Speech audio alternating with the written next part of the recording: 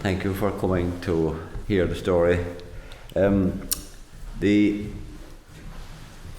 Titanic is a story about a ship that was supposed to be unsinkable, and she sailed on her maiden voyage, and she was actually driven into an ice field at a very high speed.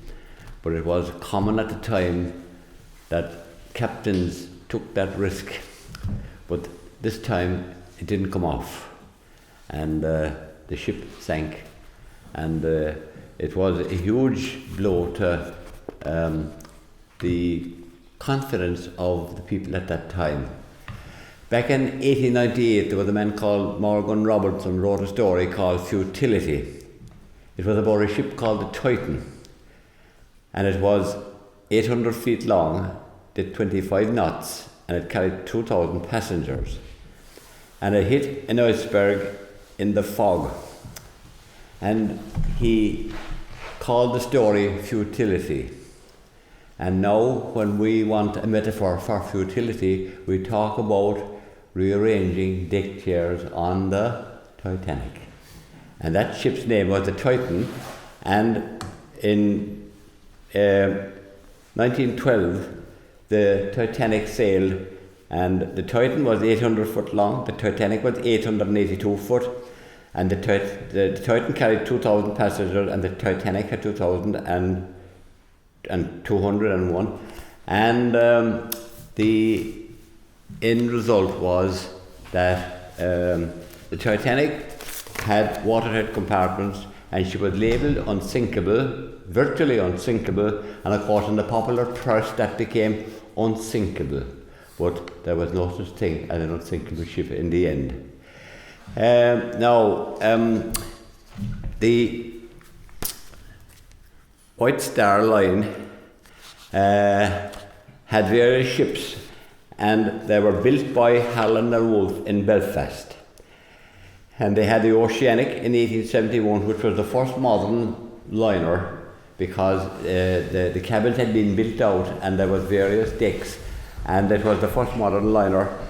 And then in 1901, Cunard needed to stay ahead of the Germans, and they built two very fast ships, the Mauretania and the Lusitania. They were 30,000 tons each, and they could do 24 knots, that kind of speed. But in 1907, the White Star Line decided that they'd build three ships which were half as big again, and they were 50,000 tons, 45,000 tons. The Lusitania and the Mauretania were 30,000 tons each, and the new ships would be 45,000 tons. And now we'll picture of the Titanic here. This is on the 10th of April 1912 as she was heading for Cherbourg. Note the lovely proportions. Not a cruise ship. They were designed to cross the Atlantic in safety and comfort and in speed. And she had lovely lines. You can see that she's very well proportioned. And her designer had given her the lines of a racing yacht, and the fact that she was so big, she was so well proportioned, you didn't notice it until it came up close.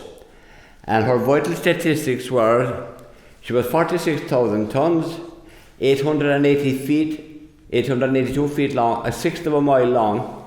She was tall as an 11-story building, 175 feet from the keel to the top of the funnels. And she had 3 million rivets weighing 1,200 tons, and her rudder weighed 101 tons, and she had 17,000 horsepower from triple expansion engines with the low pressure piston 8 foot 1 inches in diameter. So they were huge engines, and then they drove two huge propellers at 75 revolutions per minute, and there was a low pressure turbine driving the central propeller, and she had 50,000 horsepower, and she was almost 50,000 tons, so it was 1 horsepower per ton, where the Cunarders had 2 horsepower per ton, so they were twice as powerful. But most of that power went in producing the last few knots above the 20 knot mark. So the Titanic and the Olympic were designed for comfort and luxury and leisure. We'll move on, Dennis, to the next one. This is Titanic, a view from the stern, and you can see the steerage passengers along her at the rear railing. And you can see again that she has 16 lifeboats, 8 on each side. Her designer wanted 64 lifeboats, but White Star decided that the first class passengers needed a good view from the top deck. So in the end, it was 16 lifeboats and 4 collapsibles, and that was 20 lifeboats. And Cunard said that, White Star said that they weren't appreciated that they had extra lifeboats, but she was carrying 2,000 passengers and she had lifeboats for 1,100, so the lifeboats for half, really. Now this is a view from the starboard side, and you can note the 8 lifeboats and 5 and the small rudder. There's a small rudder at the back there, and that had an influence on what happened afterwards. The small rudder out in the open ocean didn't make much of a difference, but in a tight corner it did make a difference. And when they were approaching the iceberg, it did make a difference, and that it wasn't sufficient to get her clear of the obstacle.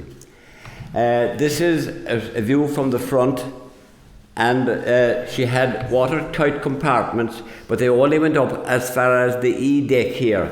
And you can see there that if she started to take water and she started to go down at the front, the water would flow over each bulkhead in turn. This is the bulkhead here, waterproof bulkhead, and inside the ship they went up as far as the E deck here, that's A, B, C, D, E. And of course, like eventually they went up to the top altogether in the Britannic, the last one, and she struck a mine during the First World War, and she was sunk within 20 minutes.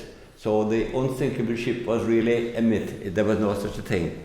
And that's her designer, Alexander Carlisle, and he actually resigned in protest when White Star decided that she'd only take 60 lifeboats.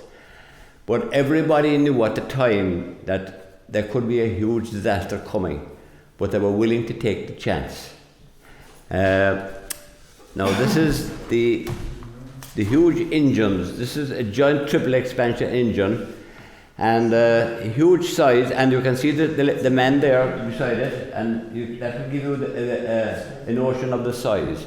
And they were highly efficient, and then the steam from those engines were directed into a low pressure turbine, and that drove the central propeller, so they were very efficient, and they were designed for comfort because the propellers turned at a leisurely speed, so there was no vibration. So they were designed for luxury and comfort. They couldn't compete with Cunard for speed, but they were designed for comfort and for luxury, really.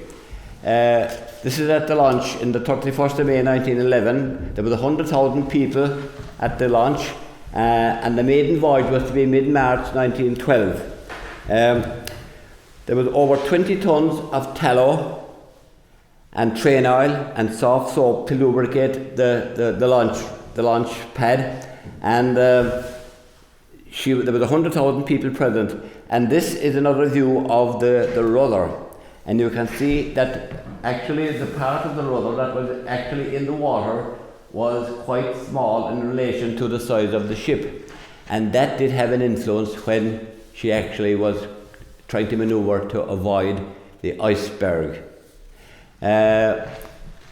This is taken at Cherbourg.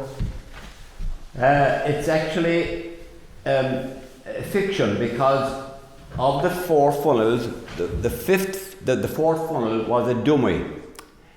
It had dogs inside and kennels, but it also had one vital thing. It had a spare generator, and when the ship was sinking, the fact that the light stayed on for so long was due to the generator in the 4th funnel that was powering the lights, because the main generator would have been overcome by by the seawater.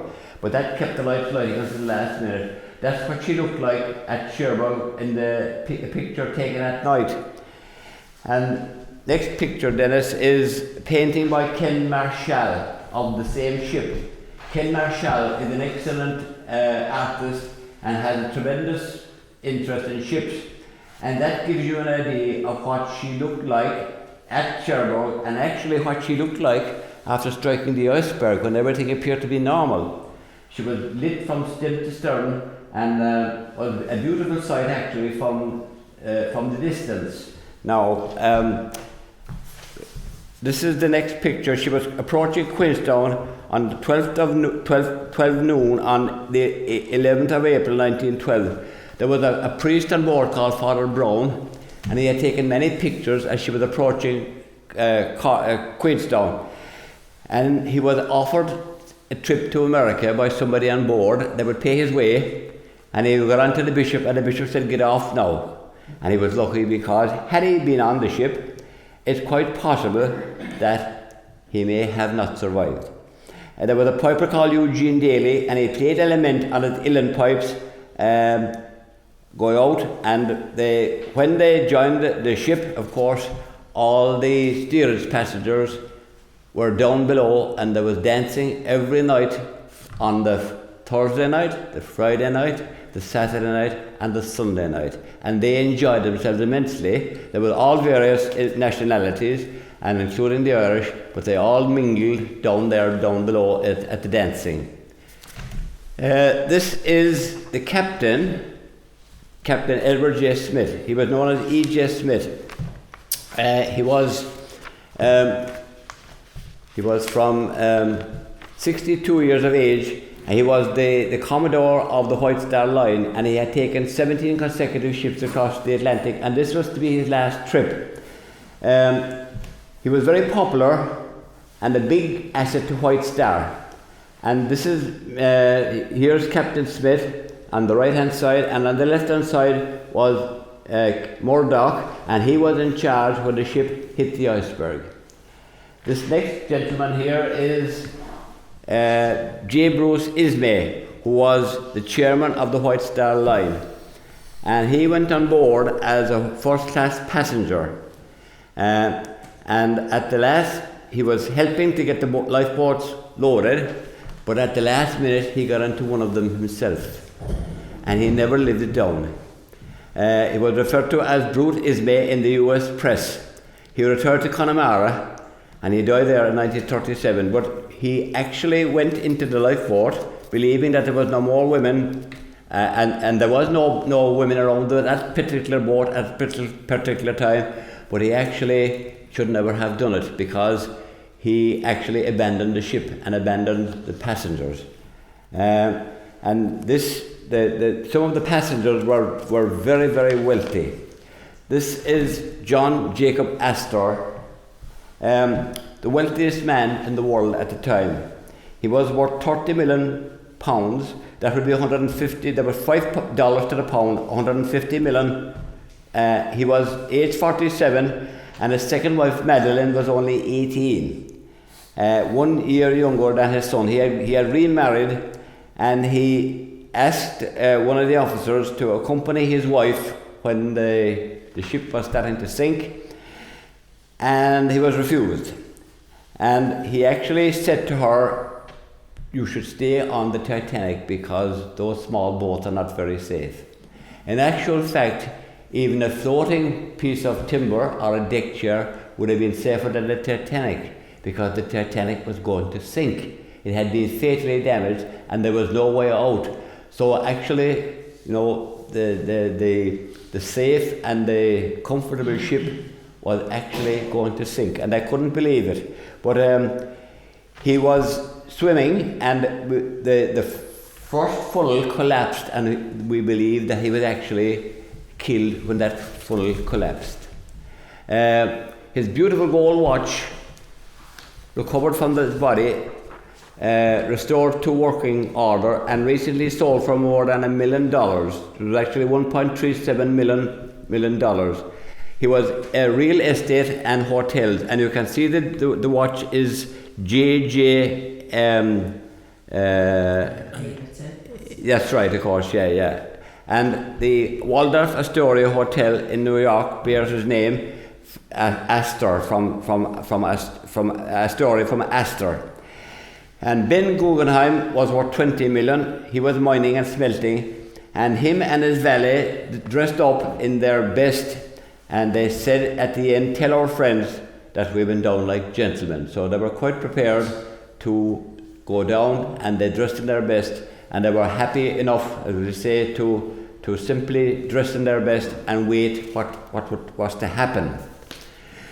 Now these were an elderly couple worth 10 million, Mr. and Mrs. Strauss, owners of Macy's store in New York. And as an elderly gentleman, he was offered a place in a lifeboat, but he said, "I will not go while there is a woman on the boat." His wife said, "We have been together all our lives.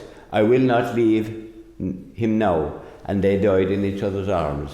One of the elderly couple who stayed there and actually were seen sitting calmly as the ship reached its end. This is a man called Thomas Andrews. He actually took the place of Alexander Carlisle, and Titanic was his baby. He was on board, and he was all the small things that needed to be done. He was taking notes on them.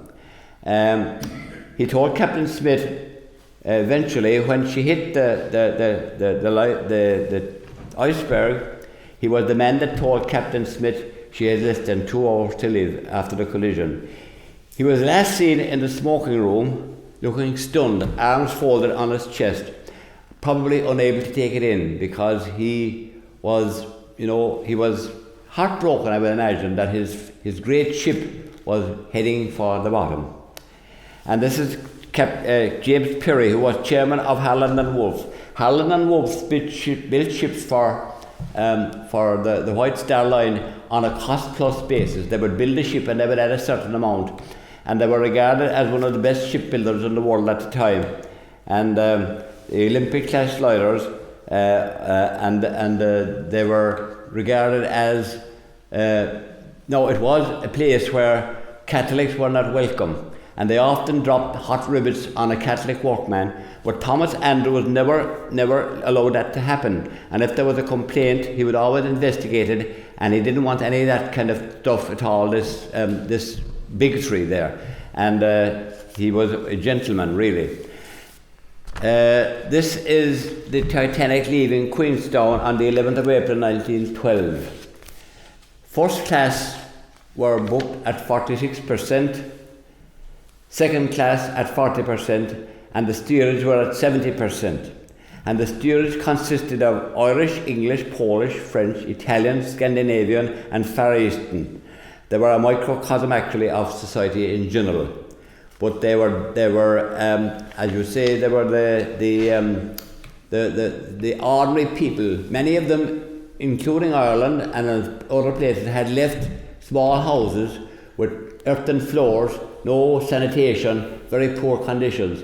And when they went on board the Titanic, they were amazed at how good, even at the third class, they had linen on the tables, they were getting excellent meals, and everything was very, very good. Now, 1912 was an El Nino year. The weather was very unusual in that there was persistent gales from the north in the North Atlantic. And that resulted in the icebergs, which would come from Iceland, being pushed further south than usual by those incessant gales. Scott and his friends coming back from Antarctica the same year were coming back, and they're coming back from being beaten by Amundsen to the South Pole. They were returning northwards, and they were expecting the South Pole is on a high plateau, and the pressure can build up there for nearly a month, and then it can go down like we let the air out of a tire, and that would mean a southerly wind blowing to the north, from south to north. But when they were coming back that year, they met incessant gales from the north to the south. That was because it was an El Nino year. And they froze to death in their tent 11 miles from a food depot on the way back. Now, they were suffering from scurvy as well, because they hadn't the proper diet at the time. but the wind was against them, and that wind was to result in blowing the icebergs very, very far south that particular year. Now, they left Cove, and from Thursday to Friday noon, they did 386 miles. From Friday to Saturday, they did 519 miles. From Saturday to Sunday, 546 miles. And from Sunday to Monday, they were hoping to make 560 miles. That was 323 knots. And they were due to arrive in New York on Wednesday morning, the 17th of April, at high tide, and be welcomed in New York as the biggest liner in the world and the most luxurious liner in the world. But unfortunately, it didn't turn out like that. Now here we see the three propellers, and it's an optical illusion because this propeller is much nearer the camera than the other two. The other two were 35.5 feet in diameter, the largest propellers ever fitted on a ship, and the center propeller was smaller, but because it's closer to the camera, you have the illusion that it's bigger here. And you can see the scale when you see the men beside the propellers, huge propellers, the biggest that was ever fitted on a liner. And this is one exactly showing one of the large propellers, and you can see the men again beside it, and it turned at a very leisurely 75 revs per minute, so there was no vibration, and it was a very, very comfortable ship to travel in. Now this is the deluxe suite, and it cost $4,350, and Bruce's mate was on this particular suite. Harold Bride, the radio man, earned $20 a month, and it would take him 18 years to earn that kind of money. So that will tell you the difference between the radio man and the White Star chairman. And this is the first class smoking room, where some played cards when the ship struck, and where Thomas Andrews was last seen before sinking.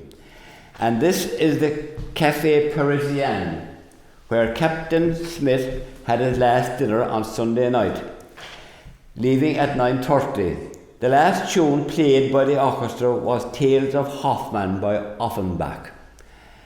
And there was a lady who was, she was in a restaurant 12 months later, and all of a sudden she felt this awful cold and horror that she had experienced the night that the Titanic sank, and she was wondering what it was, and she suddenly realised that the orchestra were playing Tales of Hoffmann.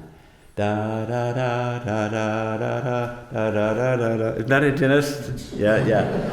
And Captain Smith was in there that night, and he was probably lulled into a false sense of security because everything was going very well. They were making very good speed, and the Titanic was like a pond, the Atlantic was like a pond. So he was hoping that tomorrow he would be clear of the ice field and that he would go safely into New York. But it didn't work out like that. Now this is the replica of the Grand Staircase, taken as it would have been on the Titanic. Beautifully coloured, fantastic carvings and luxury. And this is a first class cabin reconstruction as it would have been on the Titanic. And this is actually taken in the first class cabin as it is now on the wreck. And you can see that the trunk there at the side had never been opened. And that would have been, like everything else on the ship, it would have been, because she was standing on her end at the end, all the things would have been pushed forward, and that's why it's inside in the corner more than likely. And it's still unopened and still there all that distance down, and just part of what's still left there. And as you know, it has been visited in recent times. There was 5 people lost their lives there last year where a submersible imploded, and the pressure at that depth was 3.5 tons per square inch, and it would have meant instant death to those who were inside. And it would actually mean that you would be reduced to jelly and bone, because that pressure would, any soft tissue would be reduced to jelly, and all you would have is jelly and bones. Now this is a ship called the Californian. This was on the way to Boston and had stopped for ice further north than the Titanic was. It was said to be only 10 miles from the Titanic. When the wreck was found, the real distance was 22.8 miles, almost 23 miles. But there was a light seen by the people on the Titanic, and it was thought that that light came from the Californian. Now, the Californian had stopped for ice, and the radio man had gone to bed at 12 o'clock. And the captain was Captain Stanley Lord. And Captain Stanley Lord was cast as the villain in this Titanic story because it was felt that he hadn't responded to the SOS. But Captain Lord had been on duty for 17 hours, and he had gone into the chart room fully dressed and lay down on a chair to get a little nap. And he was, when Walter Lord was writing his book, A Night to Remember, he had the men on the Californian seeing this big ship coming from the east, highly lit, and then stopping, and then gradually starting to turn face away from them. And he was expecting us to believe that experienced seamen with binoculars couldn't tell when a ship like the Titanic was actually going down by the bow. In actual fact, being almost 23 miles away, he couldn't see the Titanic, or the Titanic couldn't see him due to the curvature of the earth. Now, he didn't see the rockets when the rockets went up, but the rockets were 300 feet above the deck of the Titanic, so Walter Lord was wrongly blamed. In fact, he was a very bright student, and some of his qualifications were higher than some of the officers on the Titanic. But he had been vilified as not responding. His radio man had gone to sleep, and when one of his officers saw the rockets, he tried marching them with the lamp. But in actual fact, rockets at that time weren't a universal sign of distress. It was not unknown for very wealthy people to celebrate a birthday by having a fireworks display. And the fact that he saw rockets, it didn't actually mean that a ship was in distress. So he was wrongly blamed, and it wasn't until he died on the 24th of January 1962, and before the wreck was found in 1985. And one of the reasons that it took so long to find the wreck was that their navigation was very, very much out. They were almost 13 miles further east and further south than they estimated at first, and that's why it took so long to find. But it also meant that the light that was seen by the men on the Titanic couldn't possibly have belonged to the Californian. In actual fact, there was a ship called the Samson, a small ship coming back from having been chasing seals around Newfoundland. They were Norwegian, and they were afraid because the sealing had been banned the year before due to falling stocks, and they were coming back sailing eastwards, and they saw this very big bright lit ship, and they were afraid that it was the US Navy lying in wait for them. And when they started marching, they couldn't understand the English march because they couldn't understand English. They had no radio, so rather than take the risk of being arrested, they quietly turned the ship and dozed the lights and went back. And it wasn't until several days later that they realized that they had come across the Titanic and could have saved a lot of people. A man called Henrik Nice died in 1962, and on his deathbed he confessed that they had come across the Titanic and had miscalculated the situation and simply carried on. And that was part of the tragedy, that they could have saved a lot of people, but they didn't have any radio, and they couldn't read the march because the march was in English. Now, this is the RMS Carpathia, and she was heading for Naples, and she was travelling along further south, and her radio man should have gone to bed at 12 o'clock. But he had sent a message about ice to a ship, and he was waiting for an acknowledgement. And he was afraid to leave his post, because if something happened to that ship and they hadn't never received his signal, he could be accused of not making sure that they had. But at 25 minutes past 12, he still had the cans on. He was opening his boots to go to bed, and suddenly he heard the Titanic's distress call, SOS. And Captain Rostron, who was on the Carpathia, did everything right. He immediately altered course. He was 58 miles away from the Titanic. He immediately altered course, turned off the heating, had every ounce of steam into the engine. They normally did 14 knots, and that night he did 17, coming to the rescue of the Titanic. But if his radio man had gone to bed when he should have gone, he would never have got that message, because he would have been in bed, and the first man to get the message would probably have been Captain Lord in the morning, and he would have been the hero, because he would have been the first on the scene to rescue the people in the boats. This is a ship called the Arizona, because most ships who had survived a contact with an iceberg had crashed directly in, head first.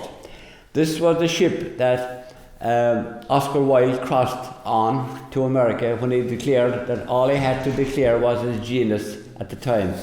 And she had survived. Now, when the iceberg was spotted, the man at the wheel decided that he would try to avoid it, and he put the engines into reverse and tried to steer clear.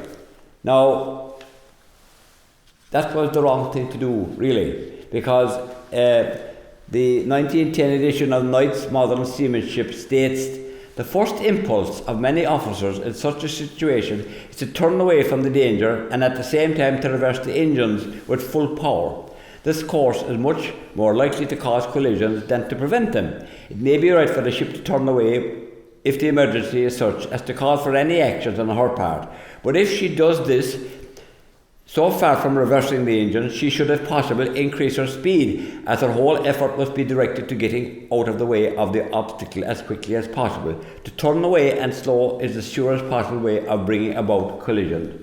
Now, this is when you have full ahead, and the water coming back is deflected by the rudder and brings the stern of the ship to the right and the bow of the ship to the left, and that was the manoeuvre. But when you reverse the engines, which we'll show next, that's the turn when the full ahead. But when you go to reverse, you have the two contrasting forces. The water being pulled forward acts on the rudder from the other side, as well as the other, and both of them cancel each other out, and she turns much slower. And that was what happened when she actually went to avoid the berg. Now, this is a picture of the berg that sank the Titanic. Really, because it was photographed the next morning with a smear of red paint along the base, and that was probably the base, the berg. Now, these bergs came from a place called Iceland, and Iceland was covered by 2 miles, a 2 mile thick coat of ice, and the snow that made that iceberg fell 1,000 years before Christ was born, and had lain there and turned into a solid mass of ice 2 miles deep. The largest iceberg ever recorded was in November 1956, and it was from the Antarctic. It was 208 miles long, 60 miles wide, an area of 12,000 square miles, larger than Belgium, and it floated enormously down there in the southern seas. But the bergs from Iceland came out into the Atlantic, and they went southwards, and they were caught by the Gulf Stream as they went south, and they were brought northeastwards towards Europe, and they gradually melted away. But that particular year, because of the heavy gales, incessant gales, they were driven much further south than usual. This is Captain Charles Lightoller. He was in charge of the port lifeboats, and J.J. Astor asked him could he go with his wife. And he didn't know J.J. Astor at the time, and he said no men allowed. And in fairness to J.J. Astor, he sat down and quietly obeyed that instruction. And when asked later on if Captain Smith was reckless, he replied, if he was, so was every captain on the Atlantic. He was never promoted to captain because his name was so closely associated with the Titanic, nobody would sail with him.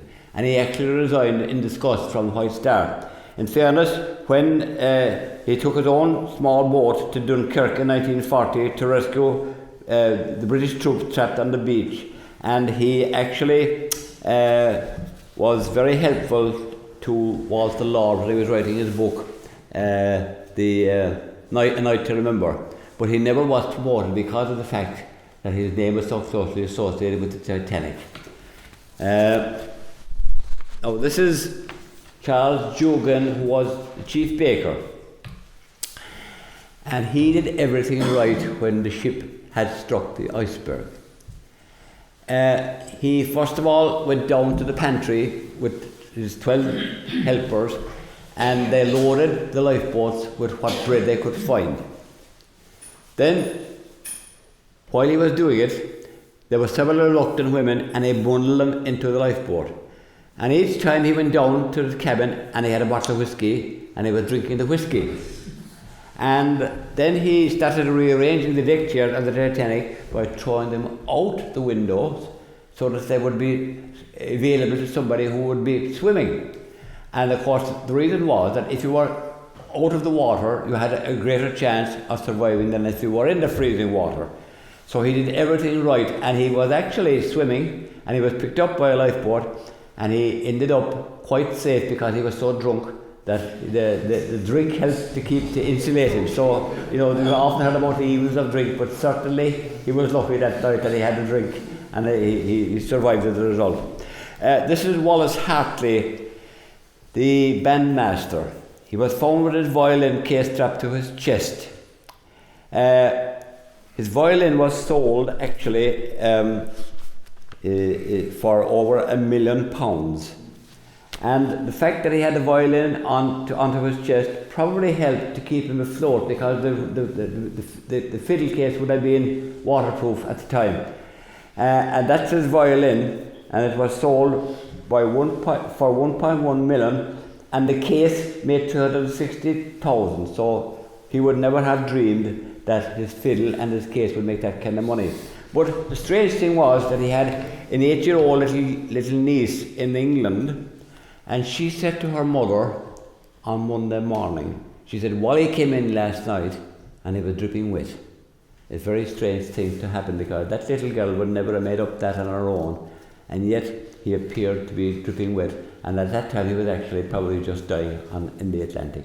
Most of those passengers, of course, died of hypothermia, not drowning. And the hypothermia, they say, it's not a bad way to die, because towards the end of your life you begin to get numb, and the effect wears off, and you kind of, if you have a life belt on, you probably will die quietly. But it's not a very nice thing to think about. There was 30,000 attended his funeral, and his fellow band members, they were regarded as heroes, and there's a statue to him in his hometown. Now, Jack and Rose in James Cameron's film were based on an Irish couple who had eloped together and were on the Titanic. And she was from a wealthy family in Ballymahan, County Longford. And he was barman. And she was to go to Loretto Abbey in Rathfarnham and her cousin was picking her up there, but she never turned up. And herself and the barman had gone down to Cove, and her brother followed them with a gun, and he was fully intent on shooting his new brother-in-law. But when he arrived in Cove, the tenders had already left, and both of them were on board. He was Dennis Lennon, he was 20, and she was Mary Mullen, but he had her down as Mary Lennon. And she was offered a place in a lifeboat, and she said, if Dennis can't come, I won't go. And they probably died in each other's arms. But they were the Jack and Rose that Cameron used as an example of, she was a high society lady, he was penniless, and yet he showed her the way to go. And they were, Kate Winslet suffered hypothermia and almost drowned twice, and both swore they would never work with Cameron again. He was a complete lunatic. He was roaring into a megaphone, but he was a genius. And that film was the first actual film to make $1 billion in ticket sales. And the soundtrack with Celine Dion singing My Heart Will Go On became the best selling of all time. And Jack and Rose again were based on an Irish couple who eloped and married secretly. And the dancing in the steerage on Thursday, Friday, Saturday and Sunday nights, it went on until almost the ship went down. And those people in steerage were kept down until the very last. Because when it said women and children first, what it really meant was first class first, because they had paid the most, and third class were a poor third. When you think about how many first class children were drowned, only one. How many third class children were drowned? Only 49. So that will tell you the difference. But the third class didn't expect much more, because all those third class people were from the lower grades, and they had hard lives, and they didn't expect to be put before the first class people. But that was the real thing. Now we go on to this dramatic scene as the Titanic, in all her glory, needed to end, hurtling more than 1,500 people into freezing ink-black water, where they moaned for almost an hour before dying of hypothermia. There was nothing noble or heroic about the end, because people were, when the ship began to go down, it broke in two near the fourth funnel. There was actually expansion joints across the deck at top, and they acted like, a toilet roll where you have the perforations and you pull one and it parts at the perforated part. Well, the expansion joints were actually like perforations across the deck. And when the pressure came on, before she sank, part of it parted company from the rest. And some of the survivors reported that, but they were poo-pooed by the experts. But it was the experts who said she couldn't sink. And when they found the wreck, it was actually proven that she was in two pieces. She had actually split in half on the way down. Now, this is Dr. Robert Ballard, and he found the Titanic on September the 1st, 1985, 2.5 miles down, where it had lain in total darkness for 73 years, in water with a pressure of 3.5 tons per square inch. This is a man called Jeremiah Burke from Glenmoir, a handsome young man who stood 6'2" in his stockings, and whose note was found in a bottle at Dunkettle in 1913. His body was never recovered. There was a postman walking his dog on the down at Dunkettle, where the river from Glenmoir flows into the sea, and the dog picked up this bottle, and when he looked, he found a note inside the bottle. And here's a picture of the note, and it says, the 13th of the 4th, 1912, from Titanic. Goodbye all, Burke of Glenmoir, Cork. And his mother recognised the holy water bottle that she had given him, and the handwriting of her son. And that must have floated all the ways from mid-Atlantic into Dunkettle. An amazing thing. I think they have a copy of it down at the Titanic Institute down in Cove. But he was a very handsome looking man, and that has all the marks of being genuine and being written very quickly. He wouldn't have thrown his mother's holy water bottle away without very good reason. And this is very kind of sad thing really, because this is as it should have been. The Queen of the Ocean, the latest, largest and finest steamer afloat, was no longer afloat, and 1,500 people, men, women and children, were dead. And the picture was of Olympic, not Titanic, because if you look carefully, the Olympic had the forward part here glassed in, and this one has not. And it was advertising that she was to sail back on Saturday, April the 20th, back to Europe and Queenstown on the way back. And it's very sad to think that all those people were gone. Now, we'll call this the spooky part about Titanic. Give each letter a number based on its place in alphabet. A is equal to 1, C is equal to 3, etc. And if you add them up, you get a total of 76. And add 7 and 6, you get 13.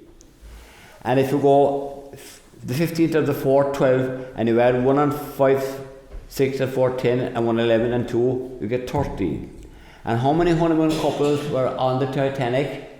I'll give you one guess, 13. So there's some very spooky things about it.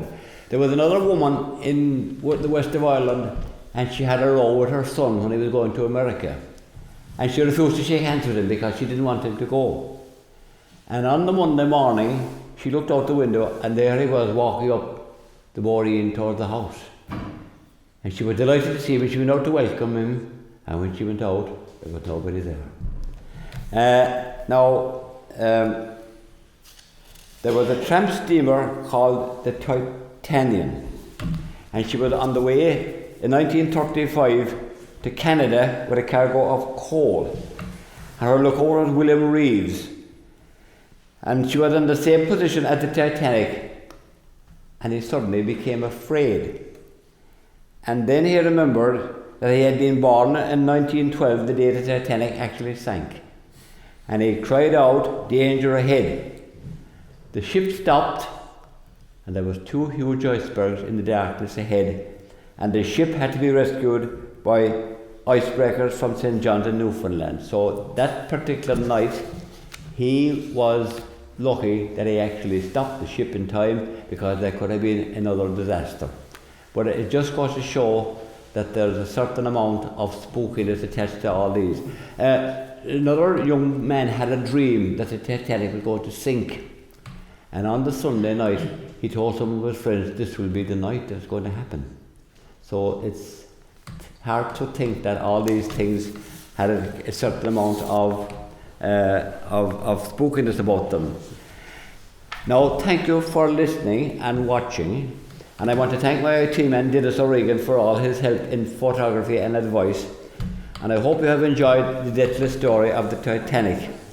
And it's still lying down there, slowly disintegrating, and eventually the bacteria will reduce all that iron down to iron oxide and various things. And it's down there, and like I say, there was 5 people last year lost their lives there again.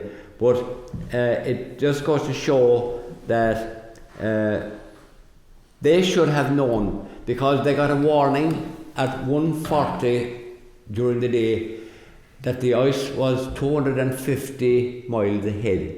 Now they were doing 25 miles an hour, so that would have been 10 hours sailing. And you add 10 hours to 1:40 and you got 11:40. And that was exactly the time that they encountered the iceberg.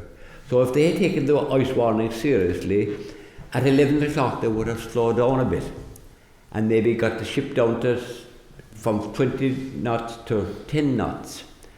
And that might have made all the difference, but they didn't do that they kept going, they took a chance.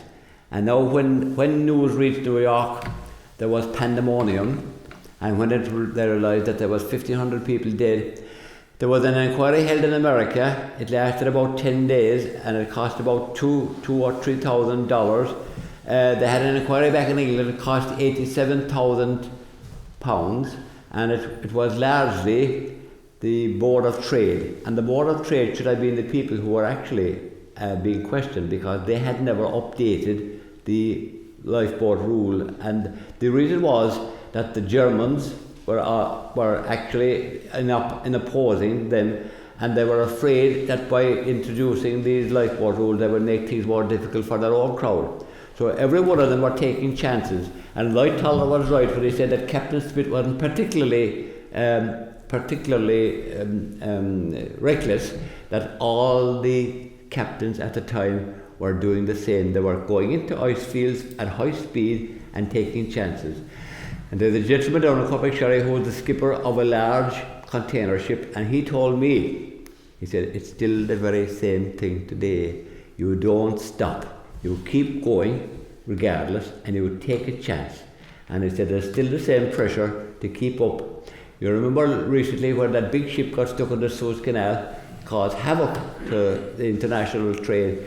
So the fact that international trade is so tightly knit now that the thing still remains, you keep going and you don't stop. I have a quote from Walter Lord towards the end of the book, and he says he was very, very impressed. He interviewed 65 survivors of the Titanic.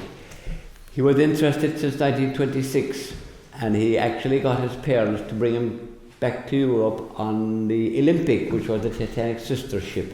And he wrote the book in 1956. It was a bestseller, and they made the film of it.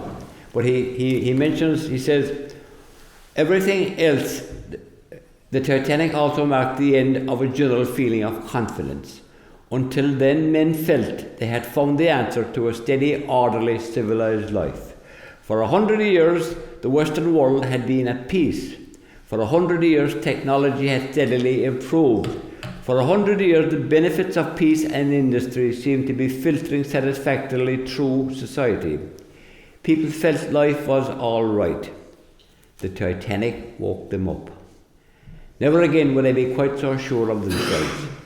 In technology especially, the disaster was a terrible blow. Here was the unsinkable ship, perhaps man's greatest engineering achievement, going down the first time it sailed. But it went beyond that. If this supreme achievement was so terribly fragile, what about everything else? If wealth meant so little on this cold April night, did it mean so much the rest of the year? Scores of ministers preached that the Titanic was a heaven-sent lesson to awaken people from their complacency, to punish them from top-heavy faith and material progress. If it was a lesson, it worked. People have never been sure of anything since. And the end of the Titanic marked the end of the age of confidence. And after that, Dennis tells me that between 1912 and 1913, there was a huge change in music, in art, and in theatre. It got much darker and much more introspective looking, and people were never as confident again. By 1914, you had millions of young men slaughtering each other on the Western Front. 1915, we had it on our own doorstep when the Lusitania was torpedoed with a loss of 1,100 lives. That was 1915. 1916, we had the revolution in Dublin. 1917, we had a revolution in Russia. 1918, there was the end of the First World War, but Germany was so heavily punished that it gave rise afterwards to Hitler and the Nazis. So you had the Second World War in the 1940s, you had the Korean War in the 1950s, you had the Vietnam War in the 1960s, and today there's war all over the place. Gaza and Ukraine, and God only knows what's going to happen. But certainly the sinking of the Titanic was the end of the age of innocence, if you like. So, ladies and gentlemen, I hope everything turns out all right. There's also supposed to be a meteor on the way, which could wipe us all out. So, don't worry too much. You could all end all of a sudden. So, thank you very much indeed. Thank you, Dennis. Any questions? Oh yeah, any questions? Yeah, any questions? Yeah. I remember when I was in about 6th class here, I think, we had a mission, we had 2 Franciscans, and somebody said that one of them was a survivor of the Titanic. Can't even remember his name. That would have been, gosh, 70 years ago. It could very well have been, It could very well have been. Franciscan. There was one lady on board the Titanic, and she had come back to Athlone, and she had 5 small boys. And you talk about bad luck. Her husband worked on the railway, and he was killed in an accident. And her eldest baby choked to death on the soother. And she was on the Titanic. She was in steerage, and she was seen toward the end before the ship sank. She had 5 little boys. One was in her arms, and the other 4 were holding on to her skirts. They were all drowned, and she was drowned. Her body was recovered and is buried in Nova Scotia. But the 5 little boys, that should never have been allowed to happen, but that's the way it happened. And she was in steerage like that now again. And it was just a case of a lot depended on where you were and who you were at the time. But the horror of it, they were going from the one extreme, from luxury and comfort and security, into freezing water and darkness. And the last light that was seen in the Titanic was a kerosene lantern that was up on the rear mast. And as I said before, the lighting wouldn't have lasted so long at all, but for the fact that there was a spare generator in the funnel. And it was very weird in the end, because air had got trapped inside in the cabins, and the lights were still on inside, and the portholes were shining kind of a greenish blue through the water before she sank. So it was actually quite weird. But in the end, people were hurtled head first, holus bolus, into freezing water and died of hypothermia. So there was nothing very glamorous and nothing very... And of course, it was forgotten then very quickly, because the First World War started off, and there was also a certain amount of shame because of the fact that so many people died, and the fact that they had taken a risk and it hadn't come off. And in the end, it could be put down to reckless navigation. And that God didn't sink the Titanic. The guys who were actually driving did the job for him. So thank you very much. I also want to talk about the Titanic. I could sing it for you if you can wait. Sing away. Yeah. You have the floor. And you see, there was a lady in Southampton, and she asked one of the stewards, "Is that ship really unsinkable?" And he said, "Madam, God himself couldn't sink that ship." So this song is called "The Ship That Even God Himself Can't Sink." My darling, dry your tears and put away your fears, for one fine day I'm coming back again. This parting gives me pain to cross the watery main, but my one true love you always will remain. I'm for America this lovely April day, so wish me luck and join me in a drink. I'll be sailing there in style from dear old Erin's Isle, on a ship that even God himself can't sink. She was handsome, long and tall, making other ships look small, as she sailed out from Southampton in the spring, with the richest millionaires, gilded halls and chandeliers. The new Titanic boasted everything. Her lifeboats, they were few, but no one cared. They knew that electric doors could seal her in a wink. And a lady on that day heard a passing steward to say, "There's a ship that even God himself can sing. As she sailed from Queenstone Bay, bound for far Emery Quay, an Irish piper played a sad farewell. But they soon forgot their woe at the dancing down below, as the immigrants they mingled in the swell. While up in the ballroom grand, the richest in the land, they danced to Strauss in ermine and in mink, with their brandy and cigars. The men sat down to cards on the ship that even God himself can sing. As she sailed the western seas, in luxury and ease, for her passengers she answered every need. Then late on Saturday came warnings for to say, there are icebergs in your path, reduce your speed. But Captain Smith, he said, it's still full steam ahead, and their points upon the chart he did not link. So he never saw the size of a mighty wall of ice that could doom a ship that God himself can't sink.